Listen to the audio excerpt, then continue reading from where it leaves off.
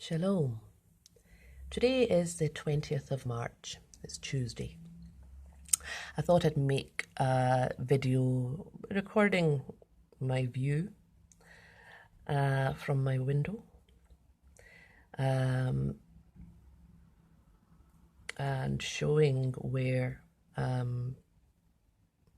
the Perpy drivers park up.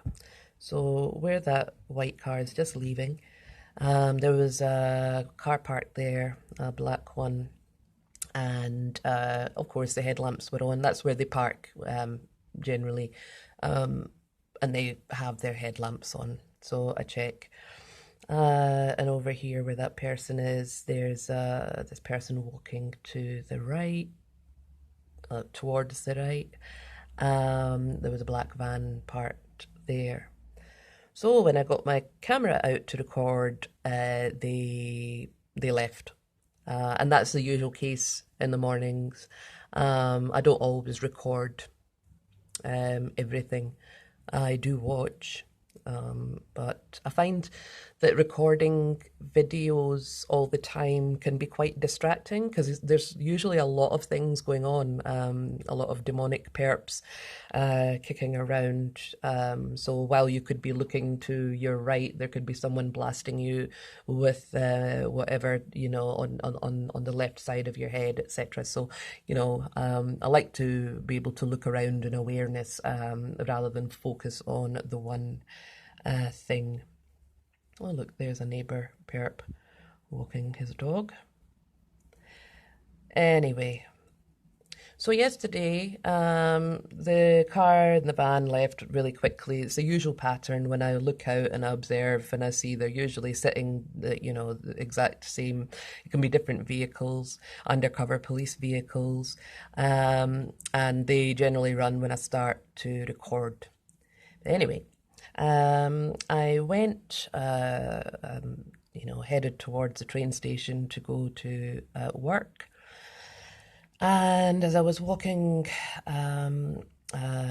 across I was crossing the road, this black van, and the guy with the blue tracksuit that I saw in the morning through my binoculars, he came speeding towards me. And it was timed in such a way, and so it made me kind of stop and walk back, and then I realized, oh, that's him. Why would somebody be speeding towards a giveaway line, that fast? I'm not going to say how fast, but he'd revved towards there. So I'm guessing that was supposed to frighten me. But, God's not given me a spirit of fear, but of power and of love and a sound mind. I might have a wee touch of Tourette's, where all this gang stalking is concerned. But I'm working on that. My language is atrocious. Anyway, so there was that, obviously, letting himself be known to me. That's fine. I wasn't frightened. I just think, who gave him a license to drive? Yep. So then I went to the train station and I got my ticket. I went up to the platform. Sometimes I think I should record all of the time, but like I say, I find then it's quite distracting. You could be paying attention to all the wrong things. But anyway, I went onto the platform. There was a couple of snake-like perps. They had a snake energy. I pick up on people's energies. And so it was males, mostly men, stalkers. So they watched me. So I, took a good look at them.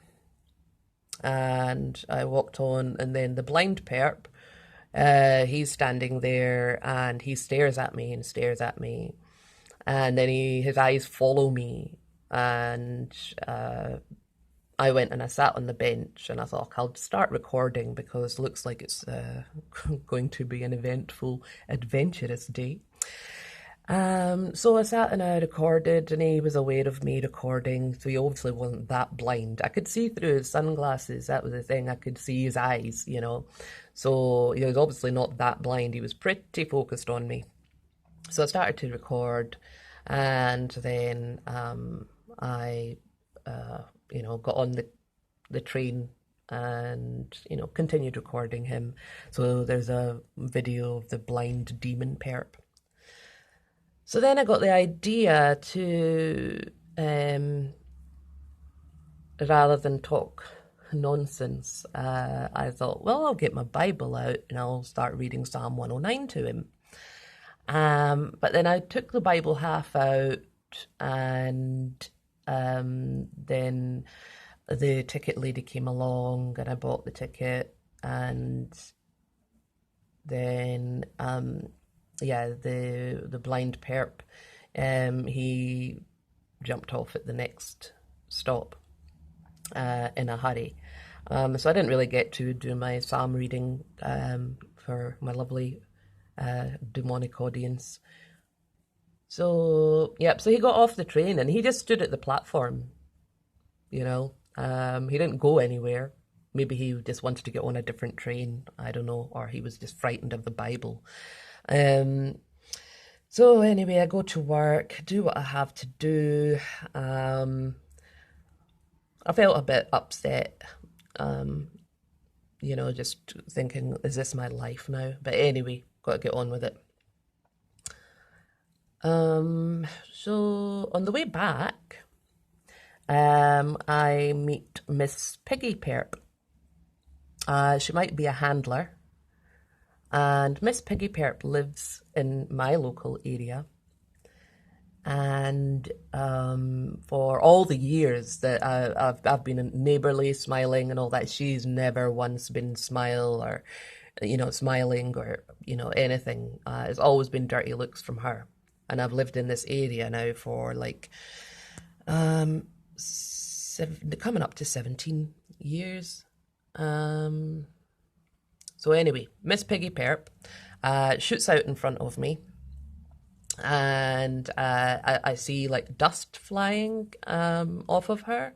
So I don't know whether it was like, her dandruff or smart dust or whatever. So I chose to cross the road. I crossed the road, and we both got to the station. She got there a little bit after me.